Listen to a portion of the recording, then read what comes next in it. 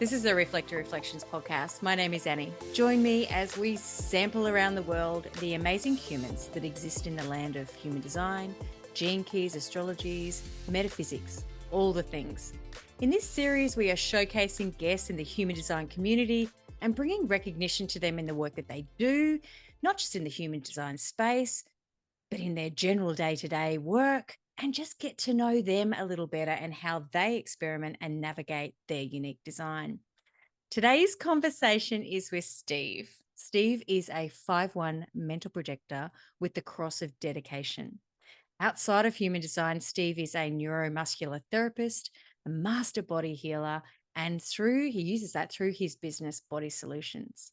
Steve also resides in my old hometown of Toowoomba. I hope that's not too much to share, Steve. Welcome. Thank you. Yeah, and that's not too much to share.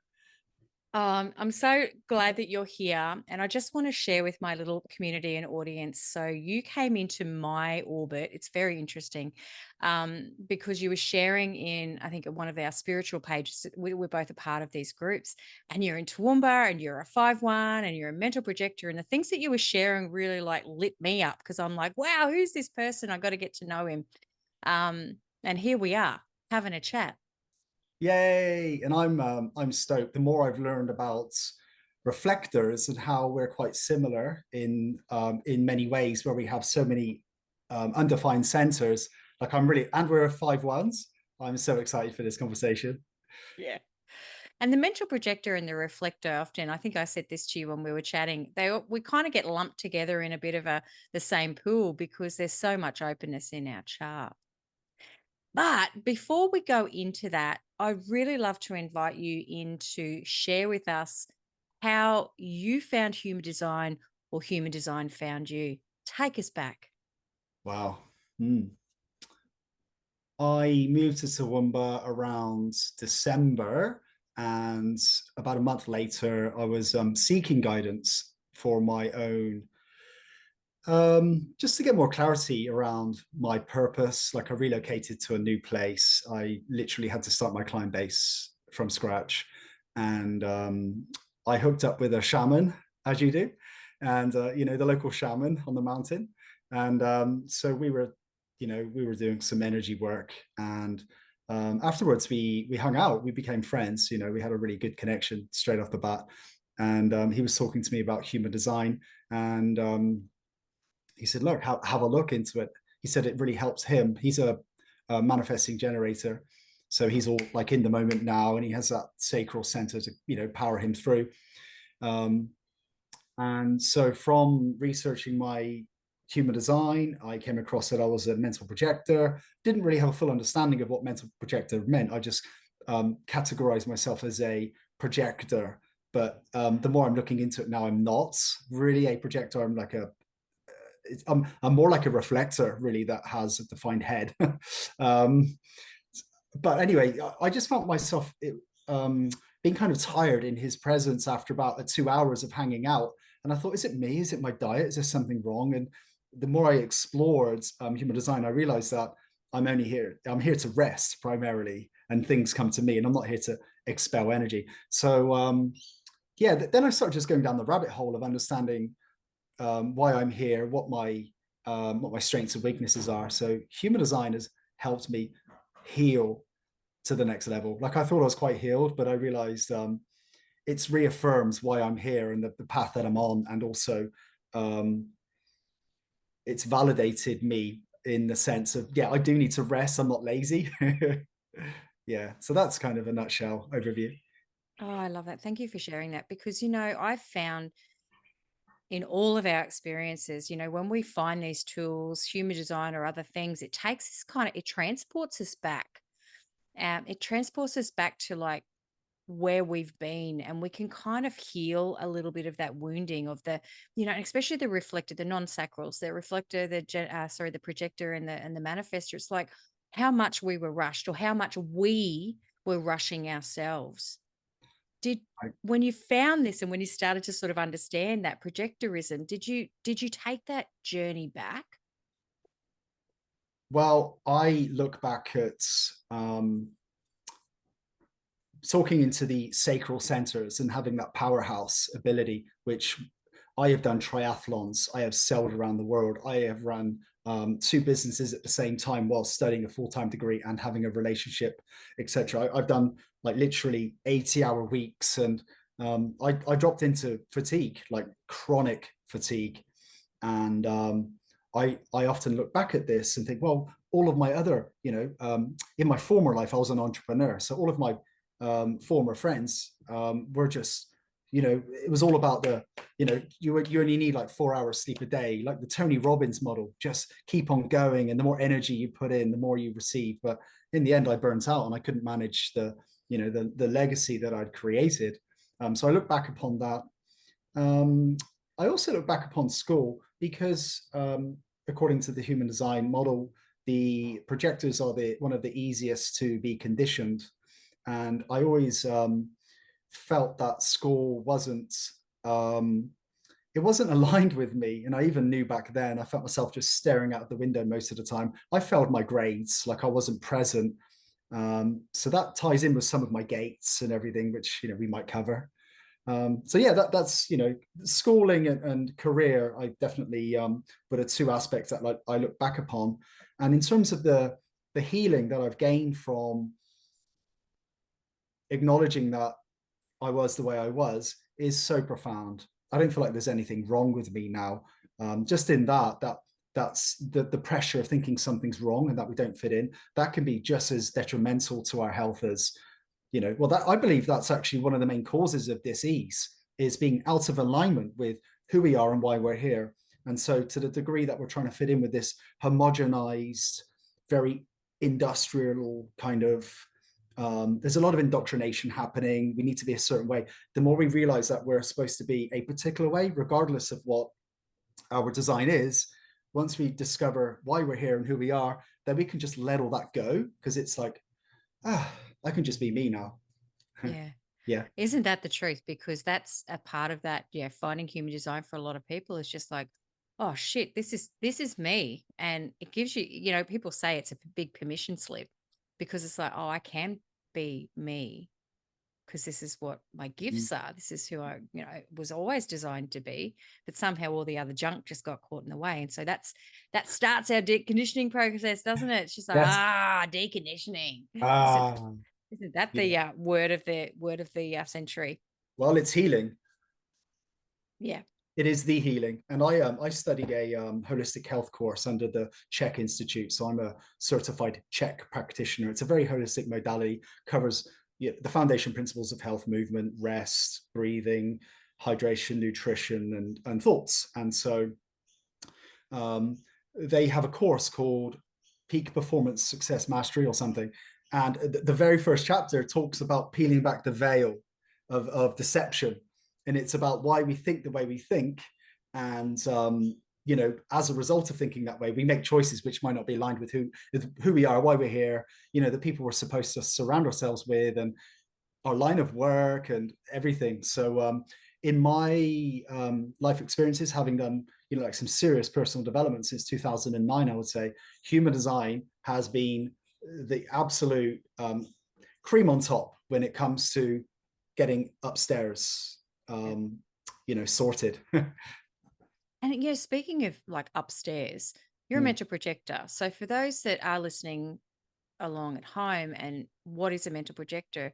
They're top heavy. So it's either the head and the ajna, definitely the ajna defined, often connected to the throat, which is you. So you have those 3 centers defined. Yes. Yep. And it's a straight channel right down the guts. Yes.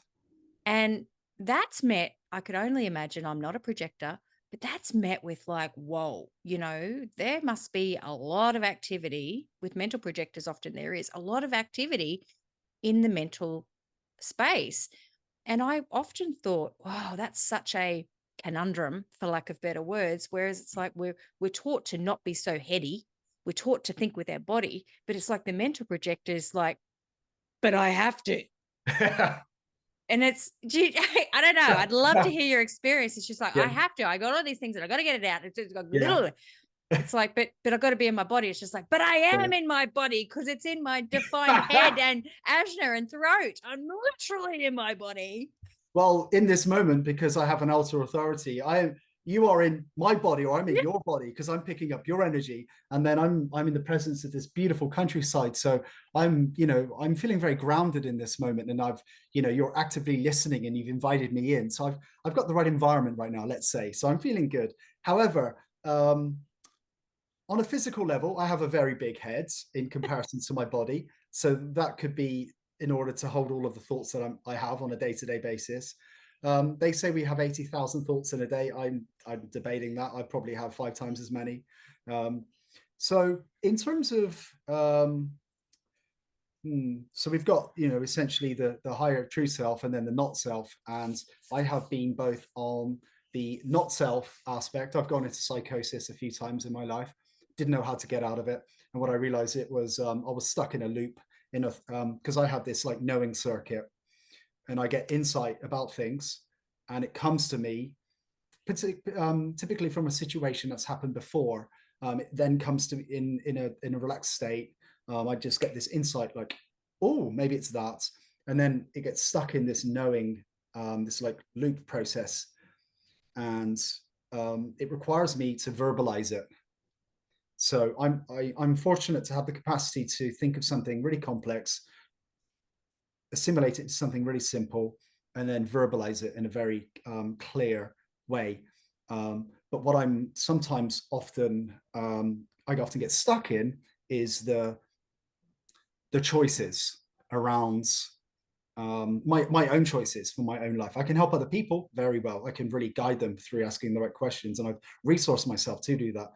But when it comes to, do I do this? Often it's in relationships with people. I often find, because I absorb their energy, and if they're not aware of human design and mental projector, which the majority of my life has been that way. So I found myself needing to soundboard with people to assimilate something so I can make a decision for myself. And they often come back with, look, this isn't my problem, or you need to speak to someone else. I'm not your counselor. When in reality, I'm not needing counsel. I'm not needing advice.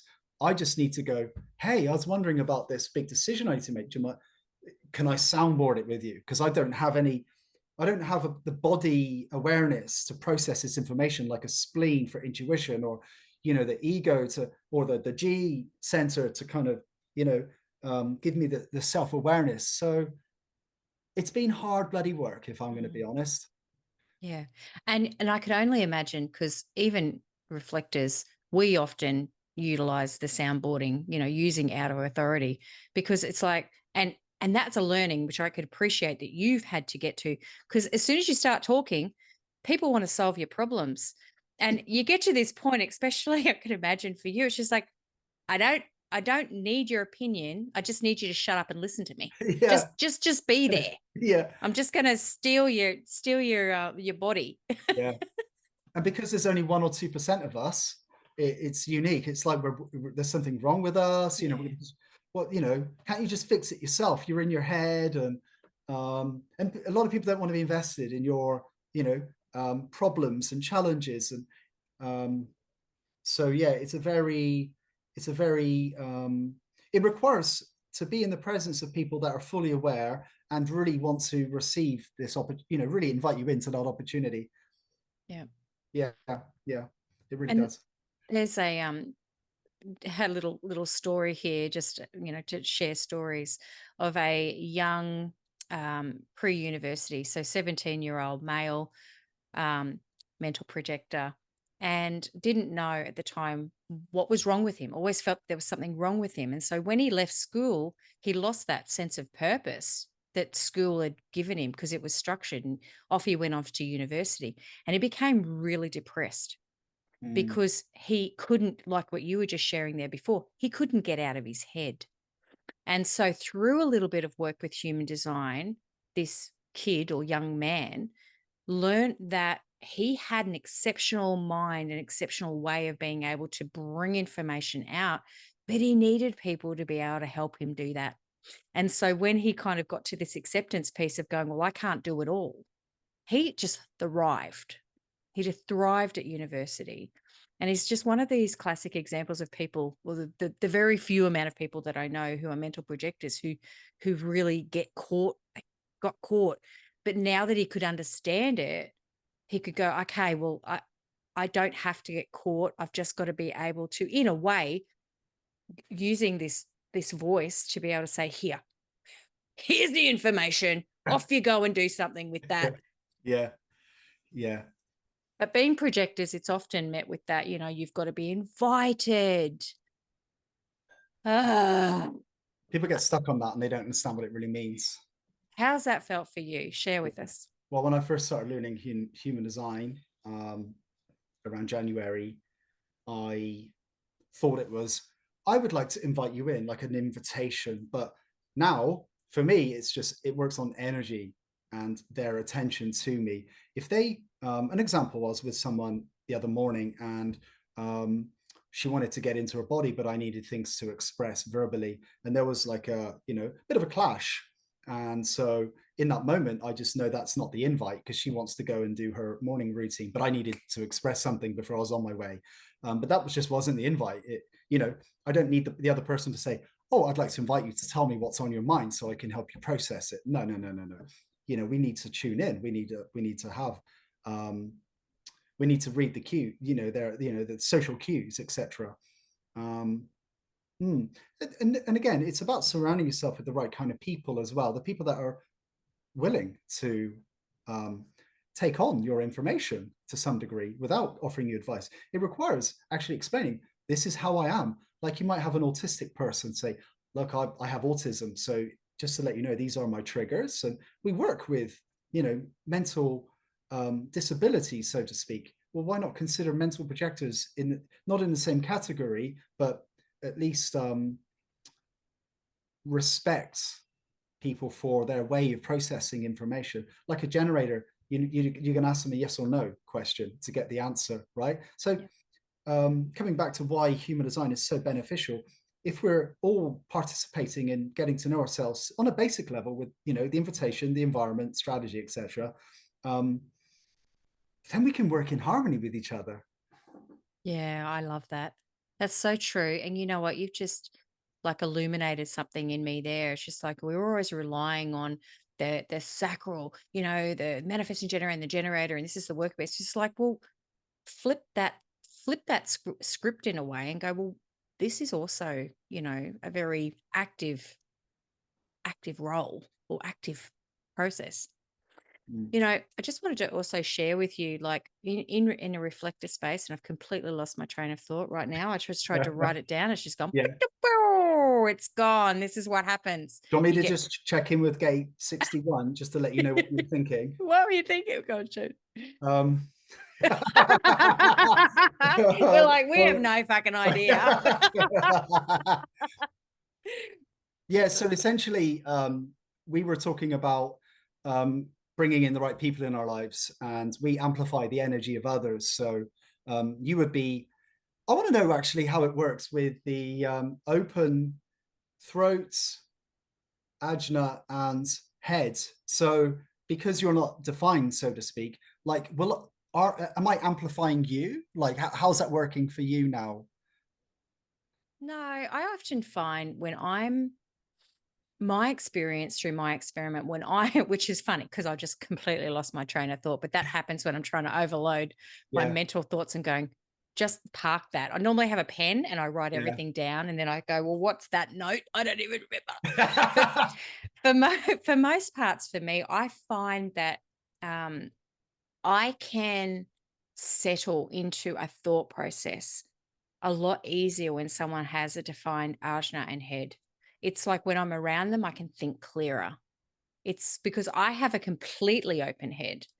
And so a lot of the times for me, it's just like, oh, what was I, I can overthink. And I think someone with a defined head can also overthink, but there's a bit of it kind of like grounds it a little bit for me in the body.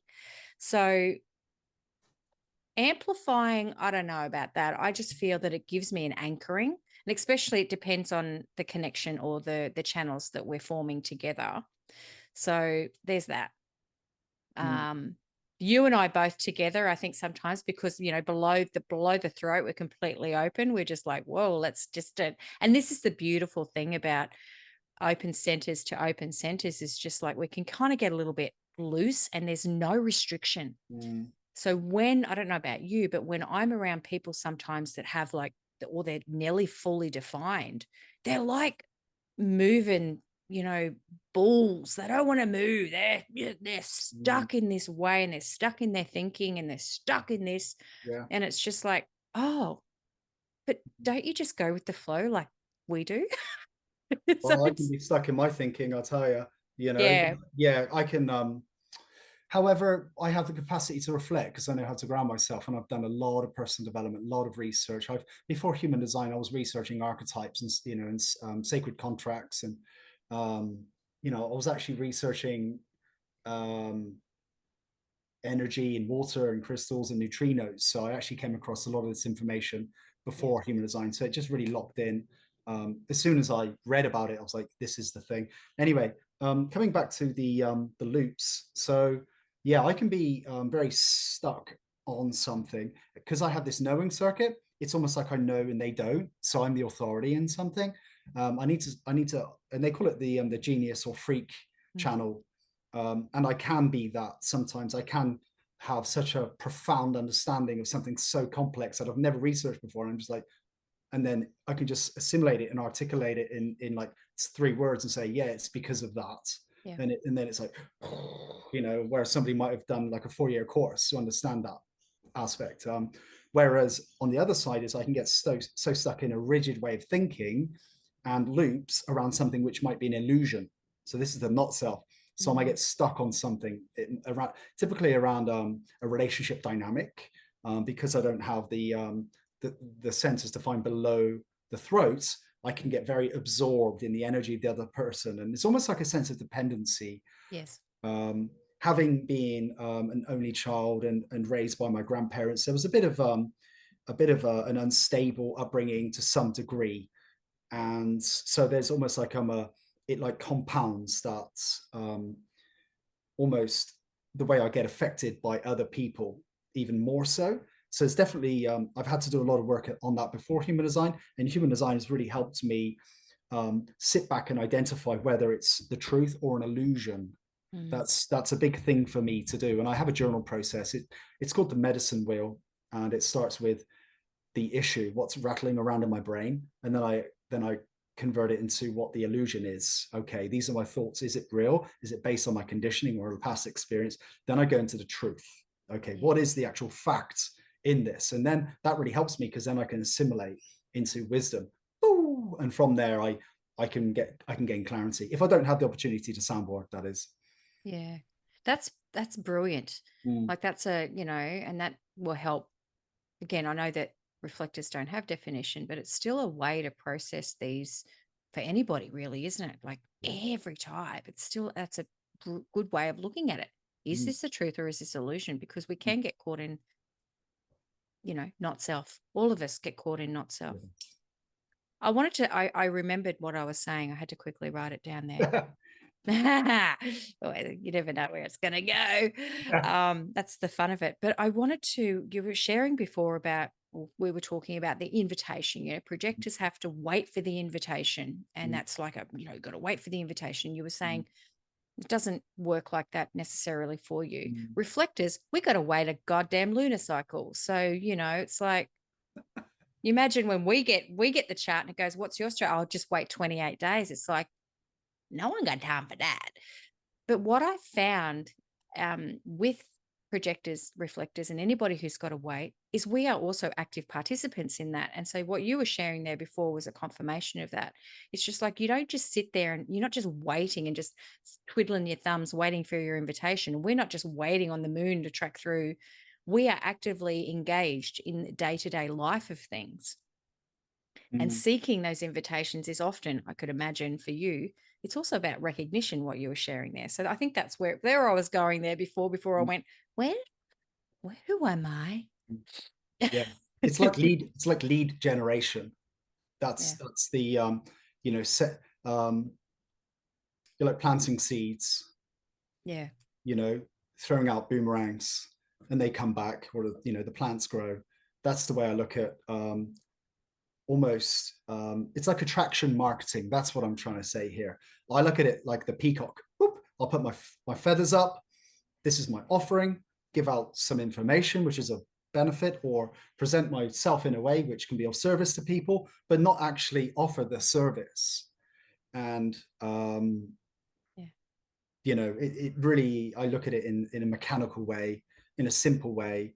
But I think a lot of people get stuck on that. Well, I wasn't bloody invited. Well, did you actually, kind of plant any seeds with what you can potentially offer? You can't just, like, if so with an absolute stranger sat in a shopping mall who's having is in the middle of a crisis situation, running over and trying to save them might not work. But you can also set up the invitation as just letting you know, I'm a first aider, or something like along these lines. Would you like me to give you some assistance?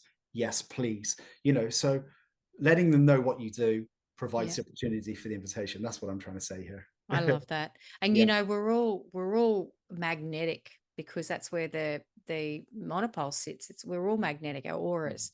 Everything about us is magnetic. It's just like we're also attracting and repelling.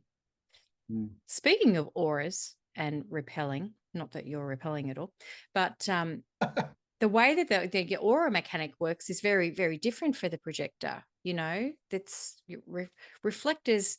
Even though we've got all of these open centers and people look at reflectors and go, oh, they're all open, they're all white, that must be really conditioned. We are, but we're also, we have that, what they call that Teflon aura. We have protection to be this open. Projectors don't have that. So when I look at projectors who've just got one channel, or they're mental projectors, it's like, whoa, you don't have the protection that the reflector has. So you are absorbing a lot more in a way than what we are. Yeah. I've had panic attacks walking through shopping centers before. Yeah. I wasn't aware of what was happening, but I'm there processing everyone that I'm walking past. I'm looking at the way they move, their posture, thinking about, are they happy in their relationship? And so my mind is that active. And the more I've studied holistic health and posture and mobility and all these different aspects of life, I've actually it's a disservice to myself in some ways, because there's so much availability to look at different systems. And so at any one time, I'll be, intuitively checking in terms of what, not now, this is what I was doing, I should say. I would be in a public space and just literally absorbing the energy of everyone, but plugging into each person temporarily and observing their clothing, what sport they would do. Oh, look at his posture. They don't seem to have loving body language, and I would just be like that for hours. And I didn't know how to get out of it. So what I do is keep away from public places as much as possible. If I need to do shopping, I'll make sure it's all in one trip and then come back. And again, I'm not a lover of social settings unless I'm the leader, if I'm being honest, unless I'm the one entertaining people. If there's someone who has an authority in that position and there's a bunch of people really tuning into that person, I find it hard to be there. I'd rather be one-on-one with that person. It sounds like an egotistical way, but I just feel very uncomfortable in groups. I've done public speaking for 300 people. That was different because it was a collective one on me. But when it comes to going to a networking event, for example, I'll just lock onto one person and they're trying to get away from me. And I'm like, no, please don't, because I've plugged into you and I'm here to save you. Right, kids? Yeah. Do you find that's that penetrating aura of the projector? Yeah, it's exactly. Yeah, I lock into people and I'm looking at every little nuance and facet of who they are, what they are. And it typically, within like about 1 minute of getting to know someone, we're talking on a soul level, or it's not at all. For me, I'm not into light, fluffy conversation about. I don't know what's happening in the world anymore. I've switched off from that as well because it was too much information for me. Like post COVID, I realized there's so much more happening in the world that I've just gone, boom. My social media is all about networking with people.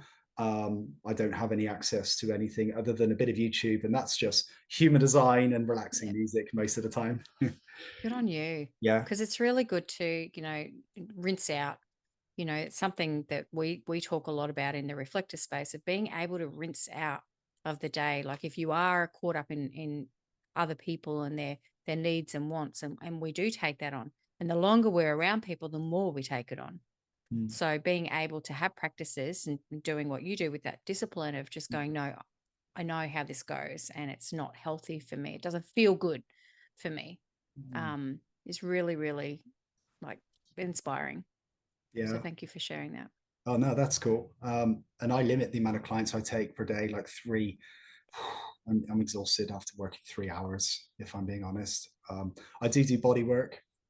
It's more muscle testing and neuromuscular therapy orientated now.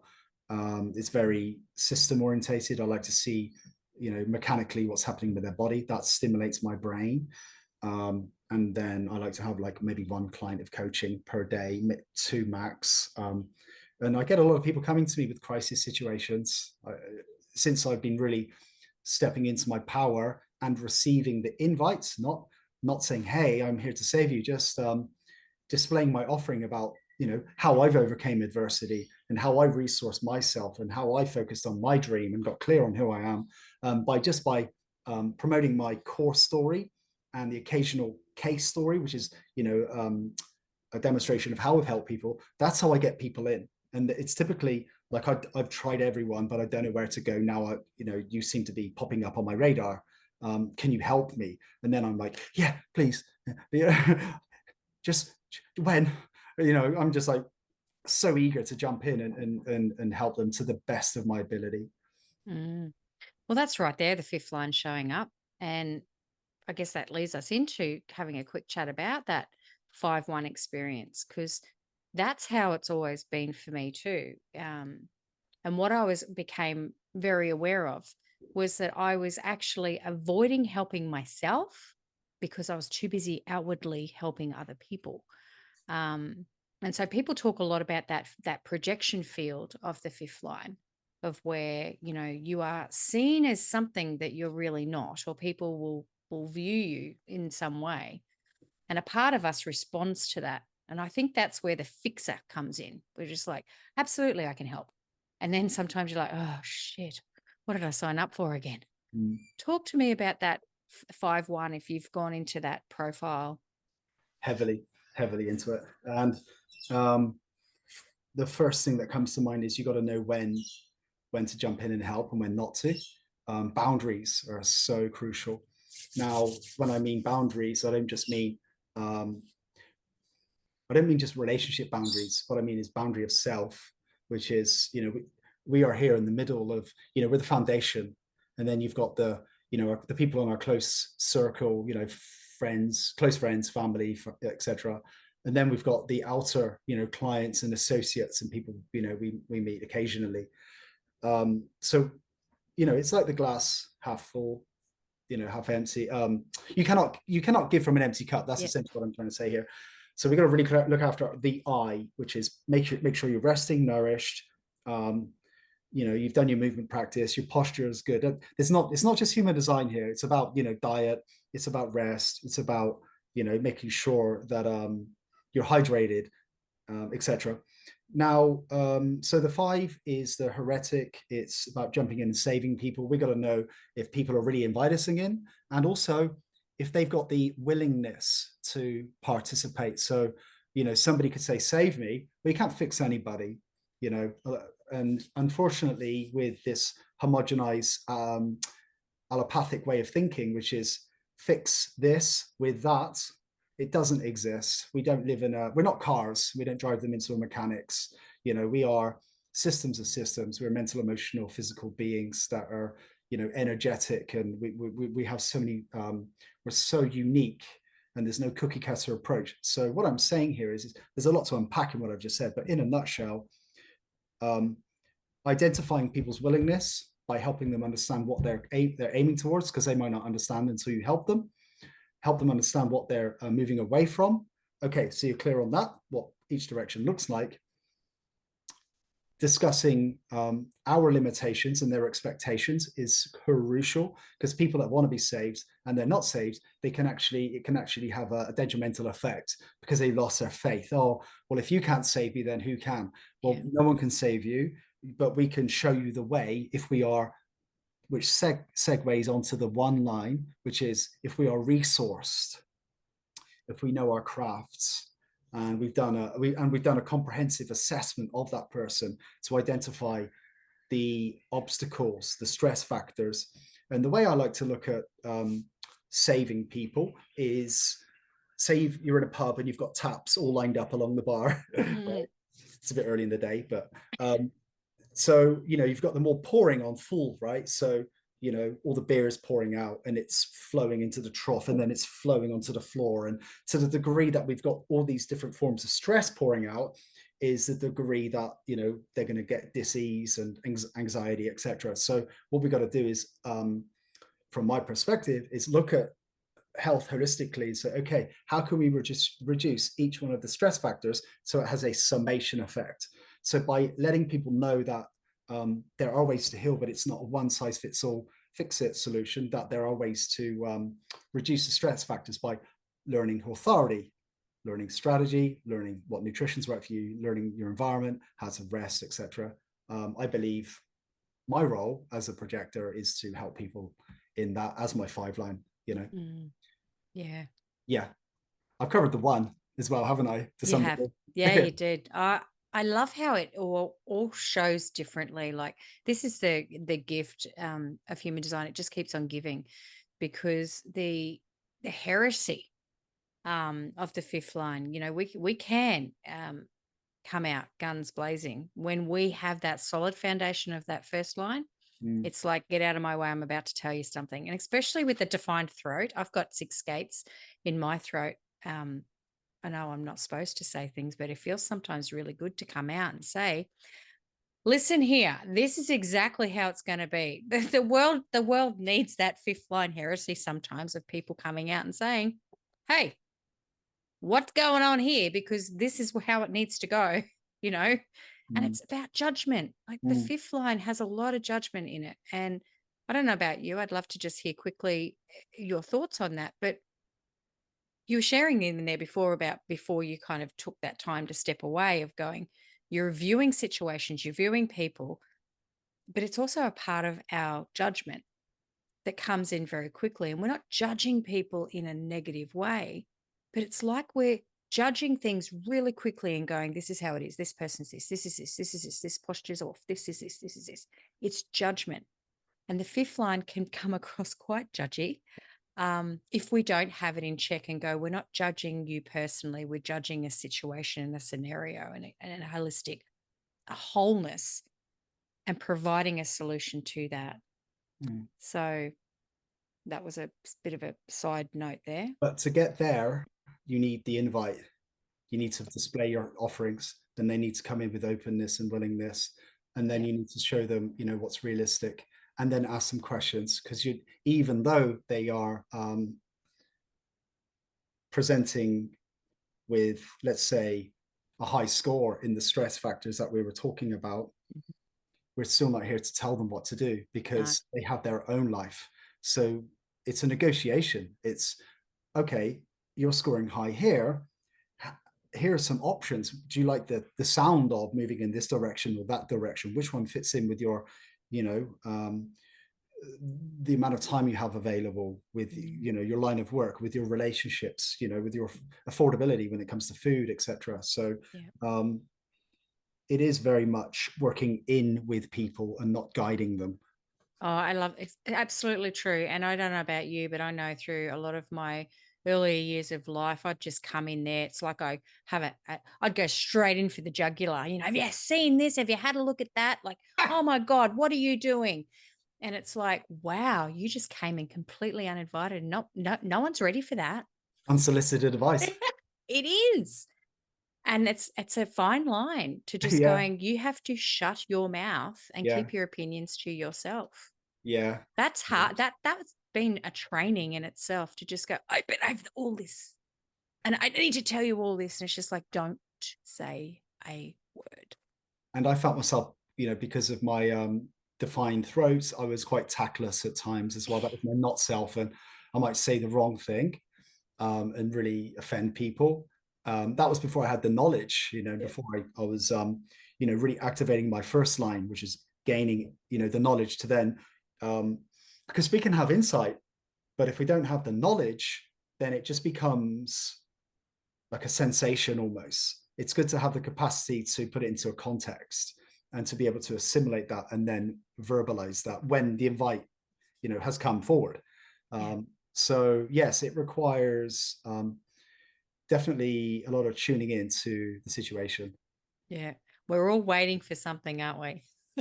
Yeah, I yeah. love the learning. I love this experience of life of just going, at the end of the day, we're all same. It's Mm, all a very similar process. We all just weave it very differently. mm, mm. Ah, Steve, talk to us about what you do. You've kind of mentioned it, but as we've been going for a while, share with us this beautiful gift of you and how you're helping people. Because may I just also say very quickly, just from me watching you and what you're doing, I feel it can benefit people so much in their deconditioning process because so many of us coming from a mental projector, which is quite ironic, but we need to get back into the body and connect back to the body because a lot of us eject out. But yeah, share with us what you do and how Yeah. you benefit people or how you help them. Thank you. Before I do, I would like to say the importance of me getting into my body before I check my phone in the morning and start, activating the logical brain. It's so important for me. So I have a nice light qigong routine, and I like to keep myself in the parasympathetic division, which is the rest and repair division. So that's crucial for me.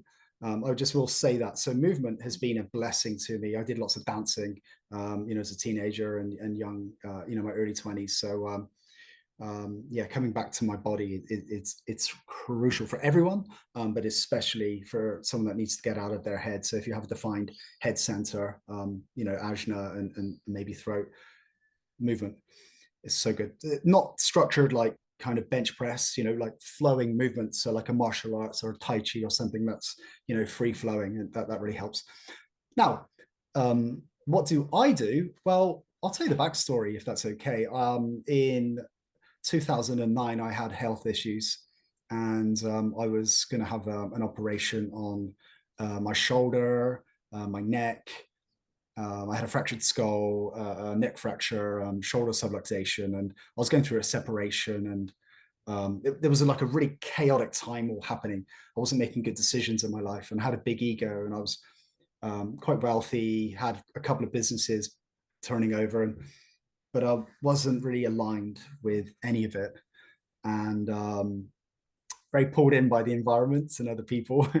um, and I fell off of a balcony and a spike went into my skull, and I, had these injuries.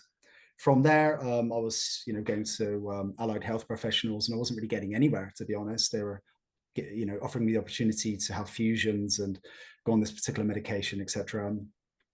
Something didn't feel right, and as a projector, I waited for the invite without realizing, and I was walking through a local marketplace, an organic marketplace, and there was a sign, live pain free, and there was the invite right there. It called me right in, and I went over to this health practitioner who had long hair and a beard, just like me, muscular guy, and I'll mention his name, Rhett Strauss, and he's a Czech practitioner, and he opened up a doorway to holistic health and spirituality and mirroring back what my life really, the life I had created. Um, and so I went down this rabbit hole and ended up healing and studying the same course as he studied. Then I had another challenging situation. So I hired another Czech practitioner who I did a 6-month internship with. So I spent a considerable amount of money working with holistic health practitioners. So I know whatever signs and symptoms that happen in my body, I know how to heal myself, coupled with human design, which is the next level. Now, so I got my qualifications as a holistic health coach, and I was helping people to some degree, but I found that I wasn't able to get them out of acute pain. So I studied Bowen therapy. So I'm a Bowen therapist.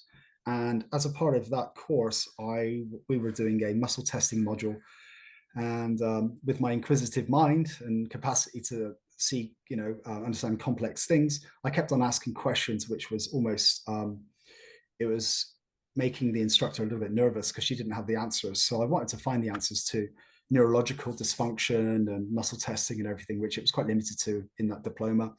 So I went on to study neurokinetic therapy, which was a perfect fit for me. It's about systems in the body, looking for trouble spots where one particular spot governs the rest.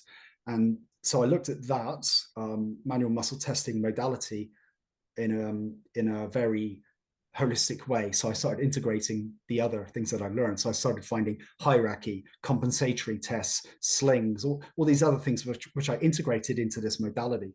So what I put together now is a combination of neurokinetic therapy and check and my own way of assimilating all of this information. Like there's a lot of information in all of this. I've just put it together in a simple formula, which enables me to look at the position someone's body's in, and then I know which muscle or maybe the jaw or the eye or breathing apparatus. I can literally, within the first 5 minutes, identify where I need to go. I'm fortunate in that way because I can see it in a simple way.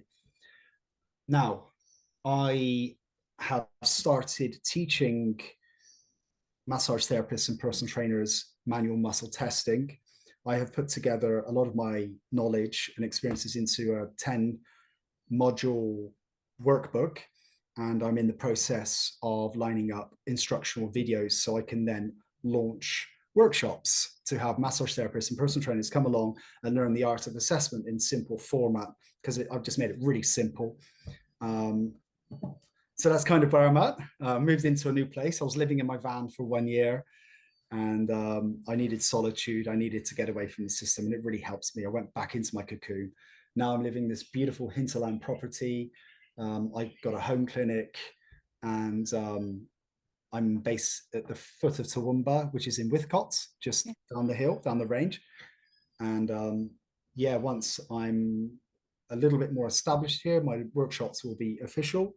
And I do the occasional human design consult, which is human design parts, holistic health coaching. So I'm integrating the foundation principles of human design, which are, the environment, strategy, et cetera. So yeah, in a nutshell, I have quite a holistic service, which is very much an extension of my own journey. What a gift you are. And I'm so excited that you're out of the van and you're in this mansion now, as you called it. Yeah. And you're in nature, and you just feel, right environment. Right environment means so much. So good. Yeah. You feel the sun on my back right now. It's so beautiful. I can hear the birds, and I'm just like, oh. And I know Whitcott well. I know Toowoomba well. Again, I grew up there. This has been such a treat to chat with you. I can't wait. Hopefully we can reconnect again, and once you've got all this going and stuff like that, and touch base. Well, when you're next driving to the mountain, you can drop in and we can do an in-person. Yeah. Mum still lives there, so we're there. Yeah. But sounds perfect. I'd love to meet you in person. Yeah. Yep. And what you've shared just is so beautiful. I'd love to have more of a chat about this, because it's just, we can learn so much from each other, or just shut the fuck up and just, and listen, Yeah. Oh, thank you so much for giving me your time, for sharing your experience, for being on this podcast. Yeah, I love it. Thanks, Steve. Thank you, Annie. I really appreciate it, and look forward to watching it. Yeah, in touch. We'll talk to you soon. Take care, Annie. Bye. Bye. Bye.